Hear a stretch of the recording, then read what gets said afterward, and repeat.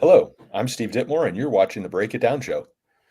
Yeah, we got Steve on the show. He's written a fantastic book about a guy named Jim Gilliam who played baseball for the Dodgers in the 50s and 60s. And, that's just like the tip of the iceberg with how great and interesting it is. We got a big boost from Not Gaetti today on Twitter, We did. who did a NEPTA. Not enough people talk about Jim Gilliam for this episode in support of that. And then, of course, we have my buddy, see if I can point to him down here, Rob Neyer, who's also written books and on baseball and done it at the highest level. And so it's really neat to be able to put the two of you together, but also just to talk about Jim Gilliam. And so do you say Gilliam or Gilliam? How do you say it? Gilliam. Gilliam. Okay. Yeah. So thanks for being on the show. And Rob, thanks for being on the show. Happy to be here. I really appreciate the opportunity. Yeah. Why Jim Gilliam? Yeah, it's an interesting question. So I grew up in Los Angeles in the 1970s, born, late 60s, grew up there in the 70s. My first impression as a young kid was of the Dodgers, played T-ball. I played first base. My name was Steve. I fell in love with Steve Garvey and that whole era of the 1970s Dodgers. And as I've grown, matured, and gone through a couple of different career iterations, one of the things I've always really loved is writing. 2 degrees in journalism, and I was like, I want to tackle a book, and I don't really know how to do this or how I'm going to find the resources. But I got down this pathway of who's an interesting Dodgers person that nobody has written about. To your point about the Twitter shout out from Not Gaetti, is people don't talk about Jim Gilliam. And I'm fascinated by the Negro Leagues. He played in the Negro Leagues for a number of years, got his start there. And I just kept asking around and found people who knew about it, knew about Gilliam, knew about, people that knew him. And it just stuck. And the more I got into it, the more fascinated I became about his story as someone who dropped out of high school in the 11th grade. Grew up in segregated Nashville in the 1930s and 40s, dropped out of high school in 11th grade, played in the Negro Leagues. And, we can go through this, Pete, but I mean, he could have been in the majors a lot earlier than he was, and probably should have been, except that baseball just wasn't ready for certain number of black players in a lineup. And yeah, let's talk about that, because one of the other things that happens is they erase a couple of his major league years and turn them into not even minor league years. Like they just take 49 and 50, if I'm remembering correctly, and completely remove that from his record on Baseball Reference. So not only is he, go ahead. No, I was going to say, and I definitely count those things, because in 1949, the Baltimore Eli Giants won the Negro Leagues championship. And Gilliam is one of a handful of players to win both a Negro Leagues championship and a Major League Baseball World Series. And I think regardless of whether the Negro Leagues were in decline or had declined in 1949 and 1950, the reality was Gilliam was playing at a very high level in that league at that time. He didn't get to choose who his opponents were, but he was still performing. And I think it is worth noting that, he homered in the 1950 East-West All-Star game. He homered in the 1959 Major League Baseball All-Star game. He is the only player in history to hit a home run in both of those games. And, we can talk about the Negro League's demise in 49 and 50, but those statistics are really hard to find. They just don't exist. And like you said, Major League Baseball doesn't recognize them. Seam Heads doesn't really have them. It's hard to piece together that era, but Bob Luke wrote a fascinating book about the Baltimore Eli Giants. I leaned on that heavily and talked to Bob about that era. And, they were the best Negro Leagues team in 1949, without a doubt. There's also the fact that he's playing against future major leaguers and then dudes who might have in other situations been major leaguers, but weren't, partly because the color barrier wasn't just obliterated in one big hit. It was there. It was there. And you talk about the different levels of having to break through, and Jim is bound up in a number of them, and then he actually gets through. So the guys that he played with that should have gotten through, they didn't even get a chance to really get after it.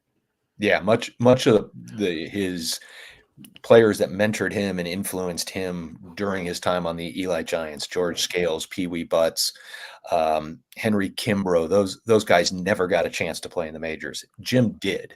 And then he wound up spending 2 years in Montreal Dodgers top minor league system team, simply because the Dodgers already had 4 black players on their roster. And that's about the best reason to keep him down there, because he was performing at an extremely high level for Montreal.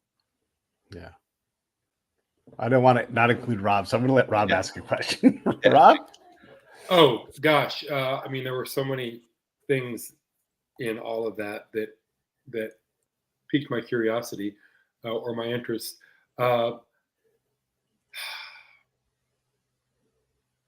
Pete, you go ahead, because I have too much going through my brain right now to come up with anything. All right, I'm going to let. So when we look at his career as a whole, one of the things that struck me was, he doesn't even appear to be a borderline Hall of Famer when you just look at the black and white of a table, but then you realize, okay, well, he's bound up from getting in the game, because of this kind of second tier of the racial divide. They're just not going to have enough slots for these guys, because they're like, oh, 4 or 5 people on a team. Hey, hang on a second, So he's still fighting that fight. And we always give credit to the World War II guys, right? Be like, hey, they could have played. So how much extra stuff? I mean, the guy's getting on base. He's got total bases in excess of 200. We're going to get super deep into the dumb numbers here, but he's got, like I said, he went to Montreal and was a major league level player when he was at Montreal. Someone screaming to be promoted, but wasn't allowed. So what do you do with those 4 years, the 2 in Montreal, the 2 championship grade years, those last 2 years in the Negro Leagues? How does that?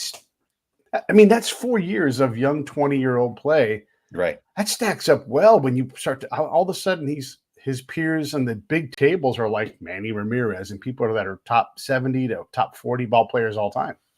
Yeah, I think that's what's most disheartening about it, is that Gilliam effectively lost those age 21 to 24 year seasons, right? I mean, that was the period of time that he was playing those last 2 years in the Negro Leagues, and then 2 years in Montreal. And it would be interesting to see how he would have performed, because he comes up in 1953, makes his debut with the Brooklyn Dodgers, wins Rookie of the Year, leads the league in triples, leads the league in plate appearances, walks over 100 times. He's got 700 plate appearances, leads the Dodgers to the World Series, serves as a catalyst in the leadoff spot for Brooklyn. And it's hard to think that, the Dodgers could have benefited from that in 1952 when they played the Yankees in the World Series. But they weren't ready to do that. They already had Campanella and Jackie Robinson and Joe Black. Don Newcomb was in the military. Sandy Amoros was joining the scene at this point in time. So they already had, their number that they wanted, and no other team had more. And I'm not, picking on the Dodgers in this instance. No other team was willing to take on more black players than that. Yeah. And I don't want to, go ahead, Rob. Well, I'll weigh in on the Hall of Fame. Okay. Piece, if it's okay. Go ahead. When I look at his career and the history of the game generally, it's difficult or unrealistic to expect anyone to play regularly in the major leagues at the age of 20. I think that's fair. The only, it happened more often back in those days than it does now. But outside of players like Ted Williams and Willie Mays and Mickey Mantle, to name just 3, very few have been able to play regularly and play effectively at that age. Not to suggest that someone couldn't have gotten a better, with more fairness, he couldn't have been in the majors. But let's assume for a minute that he's playing at 21. Clearly, his talent, his performance that we have in AAA and then in the majors suggests that he was talented enough to be in the major leagues at 21. If you give him 150 hits per season from 21 to 23, his age 24 season was his rookie year when he won Rookie of the Year. That gets him right around 2,500 hits. And that's if you're playing middle infield, that's a Hall of Fame resume, or it's at least a borderline Hall of Fame resume. Now, as it happened, he didn't play just middle infield, right? He played everywhere. And we really have very little context for what was essentially a super utility player for that many years. Most of the players, maybe all of the players who have filled that role, filled it for a few seasons. Ben Zobrist comes to mind, for example. He didn't have the career length that Jim Gilliam had. And so he would have been a singular Hall of Fame candidate had he been in the major leagues for those 3 additional seasons or 3 plus. I doubt if the voters would have recognized him in the 1960s and 70s, because the voters typically didn't recognize people's obvious qualifications. It would be a very interesting case now for people, especially if they considered his Negro League seasons, which I think they probably would nowadays. So yeah, it's funny. The AAA seasons are tough because the voters are now encouraged to consider Negro League seasons, especially if they're assigned major league status. But nobody ever says, "Hey, you need to count those AAA seasons too." That does not happen. I've never heard anyone reference AAA seasons. So it would be a very interesting case to make. I think you could make a compelling case, but I've never seen anyone make it, except perhaps in your book. And I don't even know that I would say that Gilliam's overall body of work constitutes being a Hall of Famer. But the reality is he has 0 votes. He was never, that I could find, on a ballot. Jay Jaffe, Adam Dorowski, others that have kind of looked at this stuff much more closely than I have, talked to them. Yeah, they feel it's a big snub. And I compare in the book to Roy McMillan, who was a contemporary of Gilliam's in the 50s and 60s, a great glove shortstop with the Cincinnati Reds and others. And he got more votes, even though his statistics, yes, he was a good fielder, and yes, he won Gold Gloves, and yes, he had a permanent position, but he never played in a World Series. Jim Gilliam played in 7. He won 4 World Series titles. He at least deserved the courtesy of being on a ballot and being recognized by however many baseball writers would deem it appropriate. He should have been in that conversation. Right. Well, now everyone's on the ballot, basically, who has a career link. But back in those days, for whatever reason, I don't know what the process was for being on a ballot, but it's pretty clear in retrospect, I think, that Gilliam was a better, more valuable player over the course of his career than McMillan was. But McMillan probably was more famous. He had a brief period where he was well known, probably because he won a bunch of Gold Gloves, is my guess. Yeah, exactly. I want to go back to the racial part of this thing too, because this is a theme throughout the book, obviously, because it's part of what Jim had to experience. When we look at the Dodgers and all the major leagues in general, it's easy from our vantage point of history, looking backwards and also like where we are now socially, it's easy to cast a lot of judgment, but these folks are also running a business, and it's not like baseball has 3 million fans a year busting through the door. So they're trying to sort this thing out. And it's not as easy as we want it to be. This doesn't absolve anybody of bad behavior, but we also have to understand these things take time to sort out, right? And so as much as we want this to be an instant change, hey, Jackie Robinson fixed it, it really wasn't like that. And it was very, from their point of view, when they're in it, they don't know where all this stuff is going. And so for them, it's perilous to defy the cultural norms. They're pushing. All the teams are trying to figure this out. Some teams faster than others, but we can't lose sight of the fact that when you're doing these things in real time and trying to run a business and trying to win ball games, it's not as easy as we want it to be now. Sure, I can agree with that. Yeah, absolutely. But I think where I took the book, and you reference this, is what I was trying to illustrate is that Jim Gilliam was caught up in these 4 different gates, as I call them. So Jackie Robinson goes through the first one, and until Jackie Robinson in 1946 signs with the Dodgers, or debuts in 47, I guess he debuted in 46 with Montreal, but 47, they didn't think that Negro Leaguers didn't think that they had a right to play, or that they were never going to get that chance. And Jim was, I found some quotes from him that talked about that. And then you get to the second gate, which is the number of black players in a lineup. And you can make an argument that, even in his age 20 season or his age 21 season, if he'd been in with the Dodgers, maybe not in the starting lineup as a bench player, he was probably more valuable than some of the players that they kept, a Bobby Morgan or a Rocky Bridges, or these kind of white infielders that could only bat from one Even side. Billy Cox. Even Billy, well, yeah, I mean, Billy Cox created a whole another controversy in 1953 because Cox was the one that went to the bench. So until you were able to get a lineup, and the Dodgers became the first team in 1954 to start 5 black players in a lineup. So they had a greater than 50% of the lineup was black, and they were the first team to do that.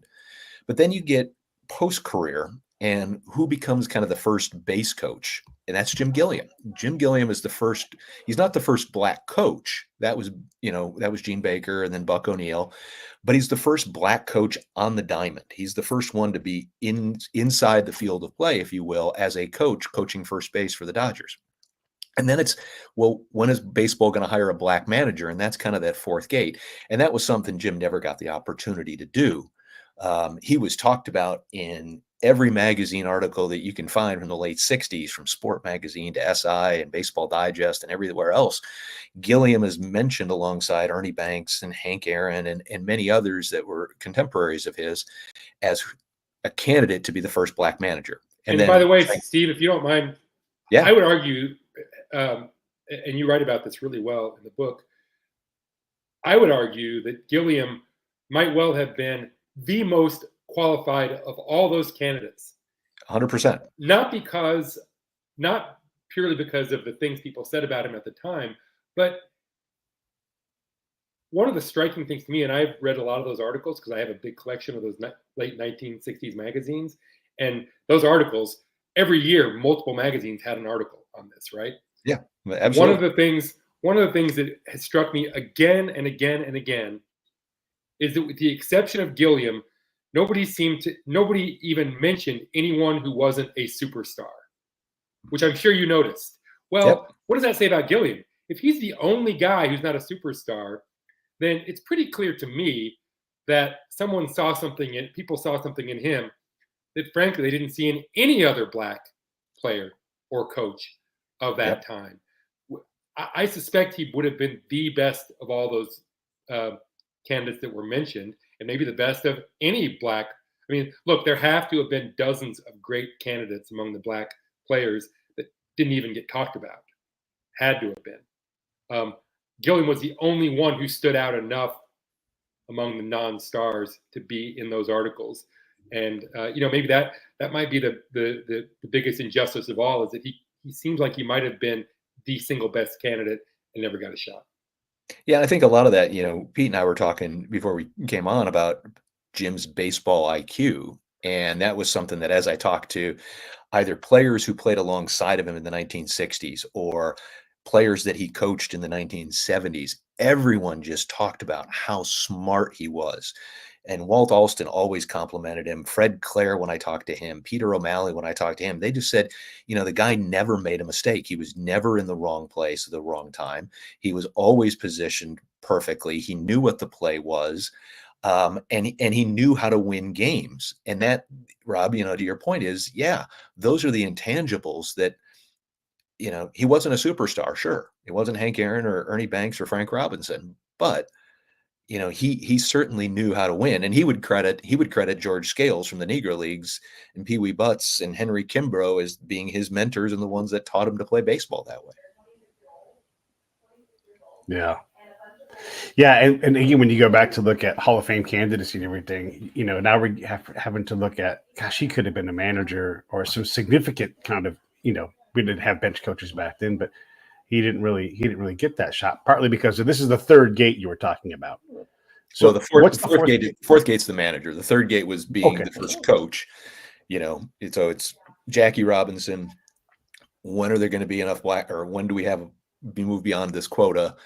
When do we get a black into a coaching position? And then when do we get a black into a managerial position? And obviously that took from 47 to 75 when Frank Robinson became manager of the Yankees. Of the Indians. So that was almost a period of 30 years before all that transpired. Yeah. When you look at his play too, so many, back to the IQ thing, so many references that are just high grade. And we discussed the one, I think it was off camera, but, was it Wes Parker that said, it was Roseboro, I think, he would put the bat in front of the catcher's eyes Yeah. to shield their ability to see the field as well. That was Yeah. an anecdote that Al Ferrara told me after he Mm. went to the Padres in the late '60s during their expansion year, and he asked the catcher Chris Cannizzaro, who would go on to play for the Dodgers in the early '70s, which Dodger he hated the most, and it was because Cannizzaro said it was Gilliam, because every time he would square around a bunt, he would put the bat right at eye level, and he couldn't see if the runner was going or not, and it was just something very subtle, very small, but it could have got a runner in scoring position, which, as we know, the Dodgers of the 1960s, that was the MO: get Morey on first, get him over to second base somehow, move him to third, and then have Tommy or Willie Davis hit a sac fly and drive him in. Yeah, it's remarkable, and they did that a lot. And as much as we devalue stolen bases, man, that is how they lived, was that kind of thing, and to great success, right? They continue to go to the World Series, and when you look at the talent that the Dodgers had in the early '60s, there's a lot of players, but you don't have. Well, I mean, at one point they had Frank Robinson, but you don't have a player who's just like a Titanic kind of, let's lean on this MVP player. It's just a bunch of people contributing. I mean, Tommy Davis, Willie Davis, all these guys, a lot of times they're moving around. And I think Al Campanis talks about this. I think you talked about this in the book too, where the Dodgers' way of playing is to get a couple of gloves and get ready. Yeah.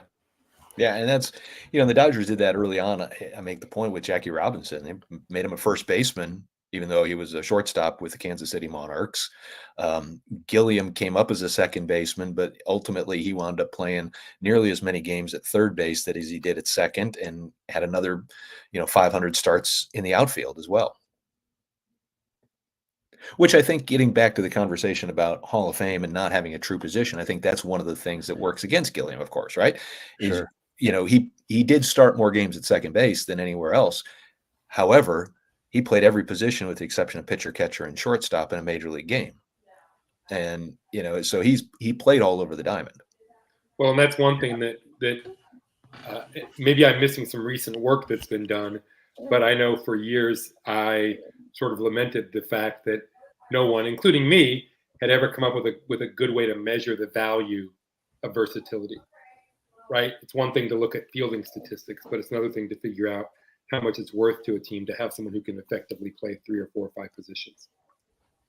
Yeah, and the Dodgers still value that to this day, obviously. Right. I mean, Right. that's how they assemble their lineups. Yep. We can take the modern Dodgers, and they continue to do this thing where they'll like grab a bunch of gloves and get ready, and Kike Hernandez. So we're talking about a guy at the end of their bench who, and we'll use the Bavasi thing. He's many players, right? So all the way at the end of your bench, 13th, 12th player on the team, he is plug and play, any position you want, including first base. At his best, he destroys left-handers. There was a year when he and Giancarlo Stanton were like 1 and 2 and just destroying left-handed pitching. And so you have all these things. Like, how many spots is one dude filling on this team? To include getting guys off their feet and playing their spot for him. So how do you value that versatility? It's really tough with WAR or other metrics to know that, hey, Alston's like, I don't know where you're going to play, and we got all these guys competing for whatever you think your spot is. But every year, there's the manager going, this guy's indispensable. Like, they wouldn't trade him, and they always played him. A lot of play, like tons and tons of plate appearances. Something else. Go ahead. No, please go ahead, Rob. What were you saying? That's something else that I find striking about Gilliam's career, and you write about this in the book, but almost every year for a long stretch, there would be talk about the Dodgers not having a space for him or a regular spot for him, and maybe he should be traded to someone who would play him every day, and yet they kept him. And one of the things that I think that isn't often remarked upon is that if you go back and look at baseball history, you will find players whose teams, once they had him, did not want him to go anywhere. Even if he wasn't performing at a high level. And some of Gilliam's seasons with the bat were not outstanding later in his career, especially. And then you have other players who seem to be quite talented, and yet for some reason they keep changing teams year in, year out. And there are reasons why these things happen, right? And I think you have a lot of great quotes in the book from teammates, which suggests why the Dodgers were so interested in keeping him around. But his value, and this is if it's hard to measure versatility, it's impossible to measure the effect one has on one's teammates. But it seems pretty clear from the record and from the quotes that he was valuable just by his nature, just being around him. There was a value there as well. He was sort of one of those secret ingredients of the Dodgers' success in that era. Yeah, I mean, he was definitely a good teammate. People revered him as a teammate, as a coach. I think the quote, I'm going to butcher it somehow, but I think Dusty Baker called him like his uncle. He's like, that was the analogy that Dusty used about how it was to play with him or play for him, I guess, in the late 70s there. In Gilliam, the thing I was going to point out was he started more opening days on the bench than he did in the starting lineup during his Dodgers career. And yet he still averaged close to 145 games played a season. Right. Those two things don't really square, do they? I'm sorry? Those two things don't really square. You wouldn't expect that. He might be the only one ever with numbers like that. Yeah. And, it was one year it would be second base. Next year it would be third base. He would just bounce around. And Alston, the Dodgers ran through a lot of these, what Alston called phenoms in the early 60s. And many of them were very gracious to talk to me. I've talked to kind of role players like John Werhaus and Nate Oliver and Darrell Griffith and some of the members of the 1960s Dodgers that lasted 2 or 3 years, bounced between the minors and the majors, but they were all infielders. And all of them said to me, Gilliam was a great teammate, taught them a lot, but those players just never really were able to sustain the level of performance, and they would get shipped back down to the minors, and Gilliam would fill their spot. And that was pretty much the case from 62 to 65 was more or less what happened there. I mean, there were other guys that he replaced. Ken McMullen was part of the Dodgers in the early 60s as a third baseman. They wound up trading him. Darrell Spencer was a part of it. The people who ran the Dodgers had all come up under Branch Rickey, basically. Yep. And Rickey famously talked about players in their 30s being on the downside of their careers, right? So it was probably, correct me if I'm wrong, my guess is it was an organizational philosophy that when a player hits 30-ish, we need to be thinking about who's next. Right. And in that case, it turned out for another 4 or 5, 6 years, there just wasn't anybody better than him for that role. Yeah, that's a good way. That's a good way to summarize it. I hadn't, looked at it exactly that way, but they certainly had enough players that had success in the minors that just didn't translate into the majors that they ran out there, and it just didn't work. Which isn't to say they didn't develop players. They developed a lot of players in that era. One of the things you talk about is just Alston's trust and requirement that he puts on Gilliam, and to even the point where, like, I'm just going to sit on this bench. And I think the quote was he pushed buttons, and then Gilliam's going to go help me manage the pitcher. He's going to go talk to Bobby Valentine and be like, you are turning the double play the wrong way, fixing less part. And when you start to add these things where, he's reducing everybody's errors, he's making them more efficient on the field and everything, that doesn't show up in OPS plus. And he, by OPS plus, gosh, he's worthless, right? But man, oh man, I wouldn't go that far, Pete. That's pretty good. Okay. Well, to a lot of people who get extreme with their analysis, right? Like he's, he's a below average. By OPS plus, he was below average. Yeah. So what do we do with that, Rob? How do we reckon that? Well, I think, first of all, his wins above replacement is excellent for a player with his career length. I mean, we're talking basically 12 seasons, I think, roughly. And I believe his wins above replacement, Baseball Reference, is around 44. That's really good. Yeah. That's 3.5 or almost 4 per season. That's essentially a Hall of Fame level player. If you do that for 20 years, you're at 80 and you're in the Hall of Fame. So wins above replacement does, I think, a pretty good job of measuring his overall value as a hitter and purely as a fielder making plays, where it obviously doesn't help him, as again, can't measure versatility as sort of an amorphous, how much easier does this make the manager's job? Well, good luck measuring that, right? I think it can be done, and I'm sure there are people who have done it. Maybe major league teams have analysts who have done this work to try to figure it out. There's some value there. We just don't know how much it is. Was his versatility worth 3 wins over the course of his career or 10? I honestly have no idea. And then the chemistry piece, another thing that we can't measure. Was he worth, I don't think it was 0. Was it 2 over the course of his career? Was it 8? Again, I don't know. I think the consensus, now I'm getting a little bit outside, I'm digressing, but teams don't seem willing to pay very much for chemistry. And by that, I mean, it's often said that players are great in the clubhouse and that they have this incredible additional worth that doesn't show up in the statistics. But we can quantify a win because we know what teams pay for them or what they hope to pay for them. It's between $8 and $10 million. I haven't seen anyone yet pay $8 million for extra for a player because of how great he is in the clubhouse.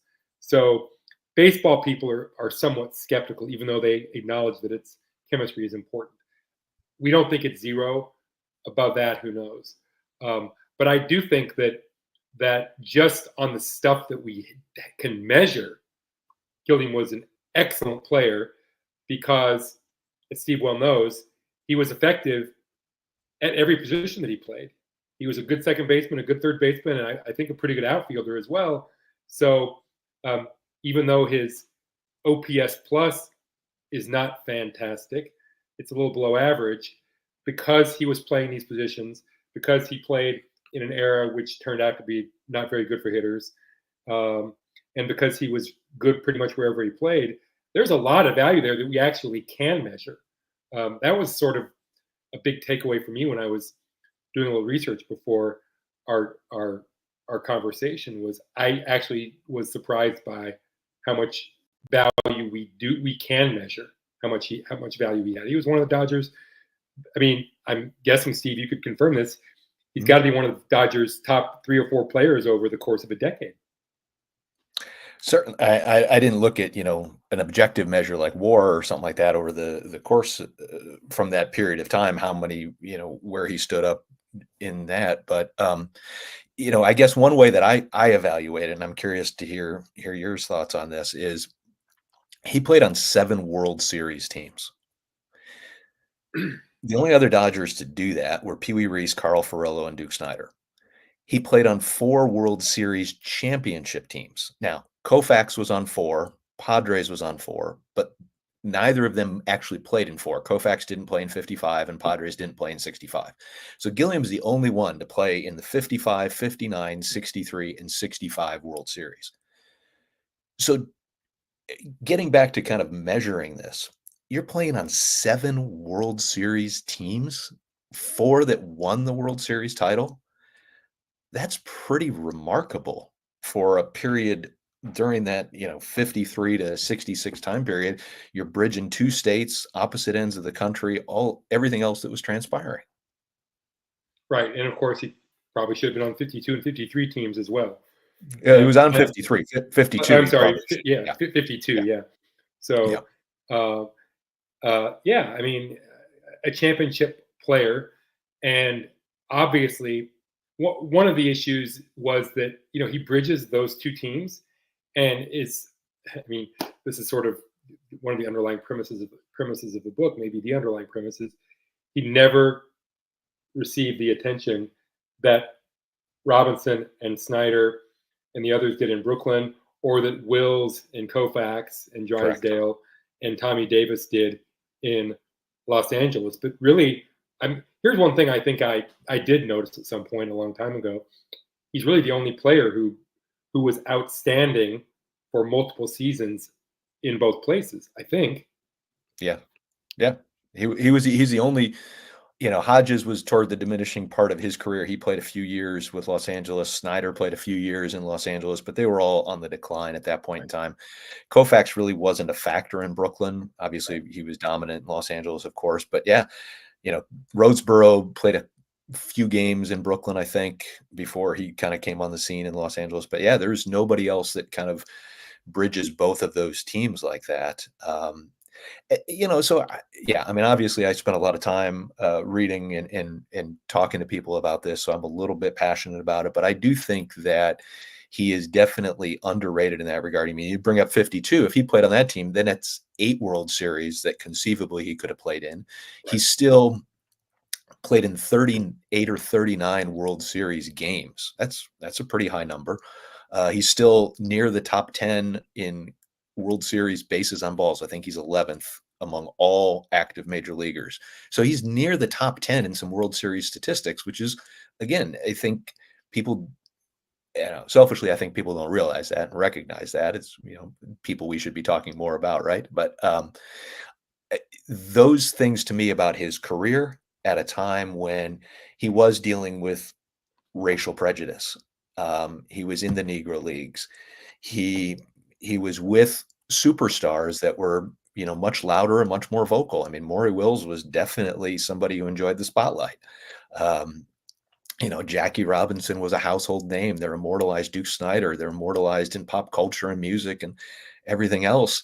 And there's kind of just steady Jim Gilliam, the guy that just shows up every day. And, I talk a lot in the book about him being a company man and, just showing up, doing your job and doing it at a high level every day. So during the civil rights era, there were stories and articles in those years that would essentially divide the superstar players into 2 camps. I'm sure you're aware of this. Those who were actively engaged with or vocal about civil rights, and those who weren't. Yep. And a lot of those things, a lot of times, the line was not so stark. For example, there were players who were criticized for not engaging, but actually, if you dig in a little bit, yes, they were at a march or they were at a rally, whatever it was. But how did Gilliam negotiate? Was he not forced to engage with the division because he wasn't a superstar, or was he involved in that somehow? He wasn't really involved in it. The only time that I could find that he was really active and really took kind of a stand, there were 2 instances, one of which was integrating Dodgertown in Vero Beach and assisting with that process. And the other was in 1968 when Martin Luther King passed away. At that point in time, the Dodgers didn't have many black players on their roster in 1968. It was, I'm doing this off the top of my head. I think Jim Mudcat Grant was on the roster. Willie Crawford may have been a rookie or, around that time period. They didn't have many black players on the roster. And so they looked to Willie Davis would have still been on the roster. They looked to Gilliam for that. And, he did kind of say, yeah, I think we should all, look at this and make our own decisions about whether we play or not, because, the Dodgers got embroiled in a controversy about whether or not they would play on the day of Martin Luther King's funeral. He did hang out with some athletes from other sports. He hung out a little bit with Bill Russell from the NBA. Muhammad Ali and he were kind of casual acquaintances. Muhammad had called the hospital to check on him after he slipped into a coma in 1978. But he wasn't the outspoken one, and nobody really asked him about that. I mean, I tried to find, I asked people about that, about 1965 and the Watts riots, Michael Ahede wrote a great book, the Lost Innocence, or about the 60s era Dodgers, and he talks about Grant and Roseboro and some of the other Dodgers of that era and how they dealt with these things. Gilliam he just kind of kept to himself. Even his widow Edwina said, yeah, he didn't really want to engage in the talk about race and things like that. He just wanted to be behind the scenes. I want to take over for a second here so I can do a little bit of work for you. Look at this book. Right there. Jim Gilliam, The Forgotten Dodger. The book is not out yet if you're watching live right now. Yeah, there it is. Look at that. Yep. Yeah, put that thing up there. Let me get this thing out of the way. There it is. There we go. There's the author right there. There's Steve. You want to get this book if you love baseball history. If you love the Dodgers, that's clearly obvious. But if you're into the Negro Leagues, all kinds of things are packed into this, especially if it's going to be holiday season here. You can be buy ahead on the pre-buy. Here's the thing I always say, and you guys know what I'm going to say. Buy two. Buddy, read it. Get one for you and your kid. Get one for you and your dad. Get one for you and your mom. Whatever it's going to be, buy two. Buddy, read it. And know that you're going to love this thing because it's just packed full of details. Super, like a lot of details. I wanted to back the conversation up a few minutes because in 51, look, I'm going to pick on Cox. I like Billy Cox. I think he was great, but he wasn't a super great player, right? He has one of his better years in 51, one of his two really good years in 51, and his WAR was 2.1. The next two seasons, Gilliam's probably averaging 3+ because that's the kind of player he was. He was doing well in Montreal, so there is some call to have him on that team potentially. Or look, if he's not better than Billy Cox, is he better than Andy Pofko? Andy Pofko plays 80 games and he's good. But is Junior better? I don't know, probably, right? And so this goes back to that racial gate that he had to get through. And it's a shame, and he does lose a lot of credit for that. Wanted to ask you, there's a ton of in-game detail. Is that a decision that you made on purpose? Did I lose everything? I can still hear you. Oh, okay. My screen went black.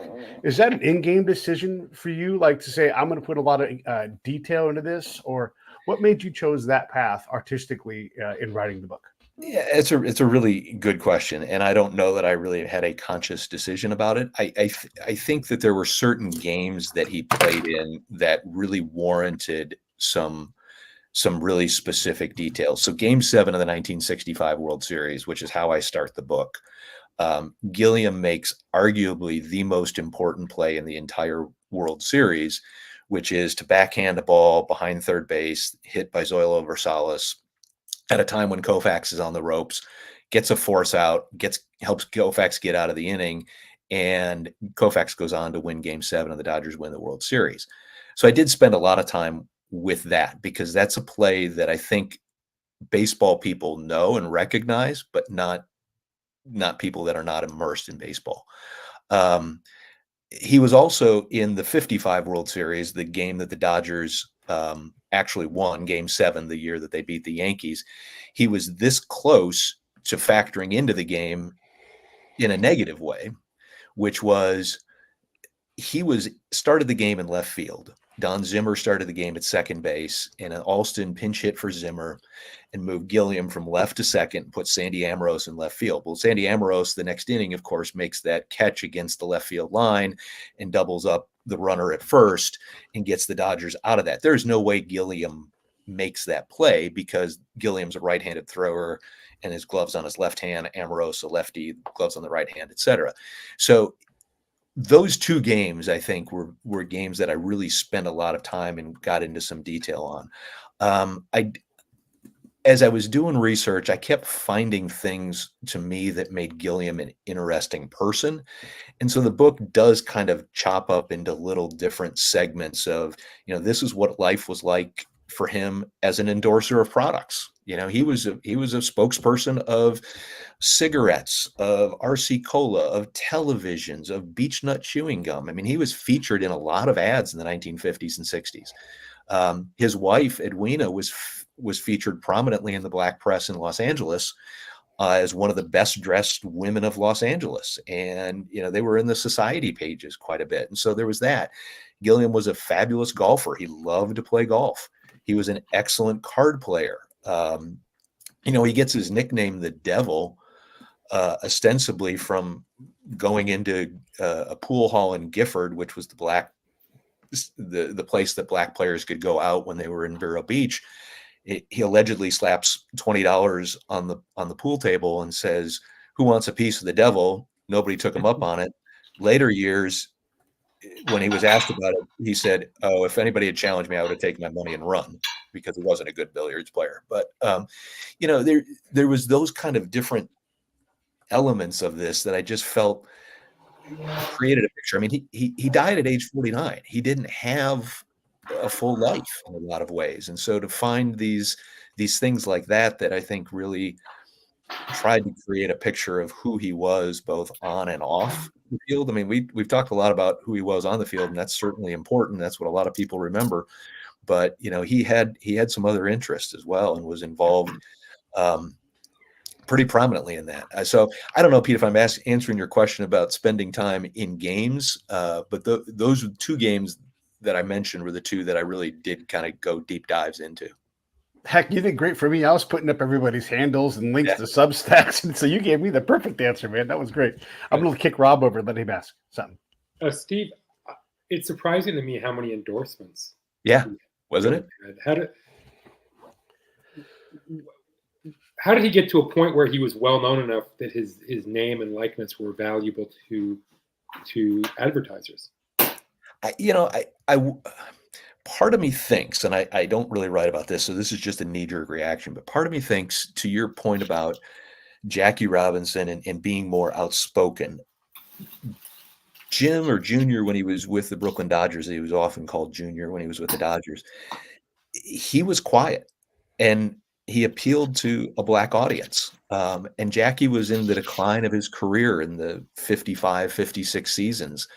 And so I think Gilliam became that person. You don't see Don Newcomb or Roy Campanella in quite as many. Campanella did do some endorsements, but I think, and I write about this, that Madison Avenue, I think they just figured out, hey, people who are black that spend their money, it's worth the same as people who are white, and why not get some people to endorse the products that are that? Because he was well known then, traveling to Los Angeles, they put some initial advertising campaign around Packard Bell televisions and things like that when the team relocated to Los Angeles, where it was Gilliam and it was Pee Wee Reese and Walt Alston, and those were the ones that were the most prominent names that were still transitioning there. Duke Snyder, Gil Hodges, that sort of thing. So he because he bridged those two things, I think that was what led it to it. He didn't do quite as much in Los Angeles as he did when he was in Brooklyn. He did get a job off season, as many players had at that time in baseball, had off season jobs. He got a job as a sales rep for Hiram Walker alcohol, and so he was often doing those things. He was really one of the Dodgers, because he lived in Los Angeles in the off season, one of the ones that would go to car dealerships and do promotions and things like that. He was just accessible. And I'm guessing that his huge rookie season probably created some momentum in that regard, right? No, sure. I mean, I think that's absolutely true. Yeah, good point. Winning the Rookie of the Year, helping the Dodgers get back to the World Series in 53, then helping them win the World Series in 55, even though he didn't have a great World Series. He 53, he did pretty well. 55, he struggled a little bit in the World Series, but and then in 56, he arguably had his best season offensively. I don't know if somebody of you got one of you got the stats in front of you, but his WAR in 1956 was pretty remarkable. I think he was fifth in the National League in MVP voting in 1956. So that was his best season offensively. Yeah, I post this post because you reference this in your book. There's this great. So this is what a highlight clip used to look like, everybody. And this is Jim saving the series, saving Sandy Koufax's win. And Lou Johnson getting credit too for his big hit, but it's a 5-panel of a single play that changes the outcome of really what is the last hurrah of those 60s era Dodgers. Yeah, without a doubt. And that was that play. Gilliam talked afterward about Zoilo Versalles had been drilling the ball down the left field line all series, and earlier in the series he'd hit one off of Gilliam's chest for an error and things like that. And so Gilliam was cheating him a little bit more to the left field line. So I mean, if you want to put that back up just for a quick second, if you can, you see that he's reaching across his body, gloves it, goes into foul territory, hops up. There's runners on first and second, one out at this moment. Frank Quilla sees the runner from second going down to third, steps on the bag to get the force play. And I remember talking to Wes Parker, who was across the diamond at first base, saying, Gilliam just knew, this gets back to the IQ. He just knew that the only play that he had was to go to third base. Somebody else might have tried to get a double play, get out of the inning, and you would wind up getting nobody out. or you still wind up with a runner at third. He goes, gets the easy play, doesn't even try to throw across the diamond, and then Koufax gets the next guy to pop up. And ironically, as the Dodgers and Alston had done all season long, took Gilliam out in the ninth inning for John Kennedy, put him in for defensive purposes. Yeah. You talk about two different things that Jim has to get over in his career, earlier on in his career. One is does not like flying. And then the other one wasn't comfortable around white people and integration. So we always talk about like knock the walls down and let everybody play, a kind of thing. But the reality is there's also a transition on the other side too. So talk a little bit about that and what that meant for Jim. Sure. Yeah. The thing about not flying was interesting. He didn't like doing that, but he quickly realized that he could make money if he flew. He spent a lot of winters, both when he was with the Eli Giants and then when he was with Montreal down in Puerto Rico playing for Santurce, where he was actually a teammate of an 18-year-old outfielder named Roberto Clemente on one of the Santurce teams. So he figured out pretty quickly that he could overcome that. He still did. He never liked it by all accounts that I could find, but he did go to Hawaii with the Dodgers. The Dodgers took a group to Japan after the 56 World Series and things like that. And so he did travel with them on some long flights. The part about integrating and being with white people, yeah, it took him a bit. I mean, the first time that he really played with white players was actually in Puerto Rico, because he'd always been in the Negro Leagues. He'd always done that. Roy Campanella picked him up after the 53 season, and they did some barnstorming together as part of the Campanella All-Stars. And so there was some more of that. He did get, one of the things I wrote about is the fact that he got booed in Baltimore the first time he went there as a member of the Montreal Royals. Baltimore Orioles were the minor league team at the time, and he went there and he got booed, even though he'd played most of his professional career in Baltimore as a member of the Eli Giants. And he was a little surprised by that.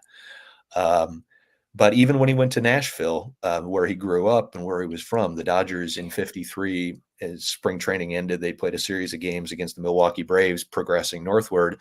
They go to Nashville, and they put 12,000 people in Sulphur Dell, and blacks and whites, they all came out.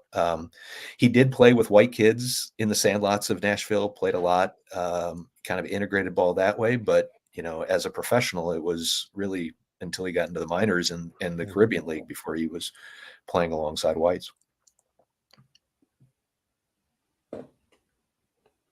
Uh-oh, you're on mute.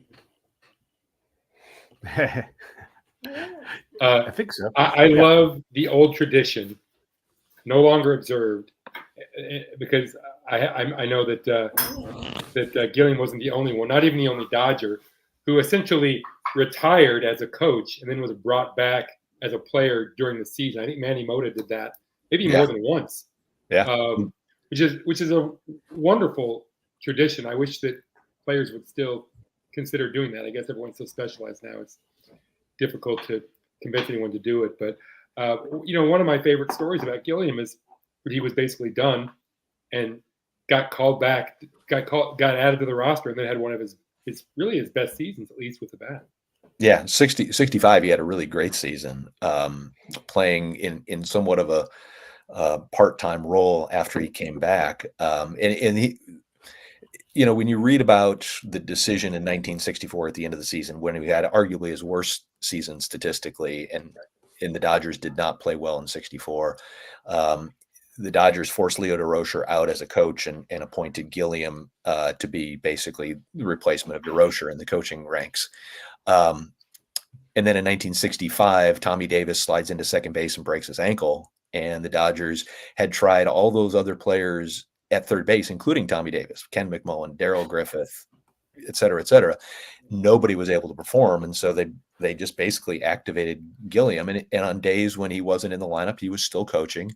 So you're laughing, but I mean, it's the. So would he coach at first base and then be called into pinch hit from that spot? Did that ever happen?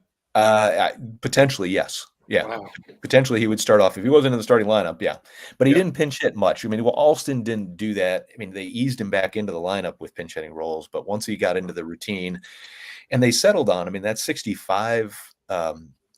That 65 infield was, essentially Parker, Jim Lefevre, Maury Wills, and Gilliam, an all switch hitting infield. Lefevre was winning the Rookie of the Year in 1965. That was pretty much their regular standard lineup for the last half of the season. So he wasn't doing as much coaching, at least physically, on the diamond that way. I know you talked to Peter O'Malley and Fred Clare, and I wonder, 'cause I'm working on a project where, gosh, if everything happens, we're going to do a documentary in the life of Felipe Alou. And one of the things that Dave Dombrowski says and Dan Duquette says about him is like, hey, we didn't realize he was so ready and so capable to be a manager. And that was because we had these, Dominicans can't manage lens in front of us. And we're glad we fixed that, right? So Jim certainly is going through a similar thing where, look, the Dodgers are packed with talent. There's people everywhere trying to, run the LA team and everything. But if he does survive, does he get there? Did Peter or, did anybody recognize that this guy needed to be a manager at some point? Was that a path that was available to him before he passed? It really wasn't. I mean, yes, Alston retires after the 76 season. And so there's discussion who would be the next manager. And by that point in time, Tommy Lasorda had been added to the active coaching roster. He'd come up after managing in the minors, and, I trust Ron Say on this. Ron and I had a good conversation about this. And he basically just said, Alston was the one that had managed all of us. He knew how all of us ticked.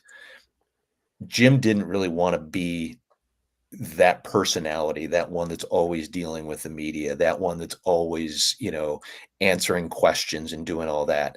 Jim was the behind the scenes guy. And so Alston gets it, Lasorda gets it, replaces Alston, names Gilliam to be the batting coach for 1977. The Dodgers get back to the World Series after missing it in 75 and 76.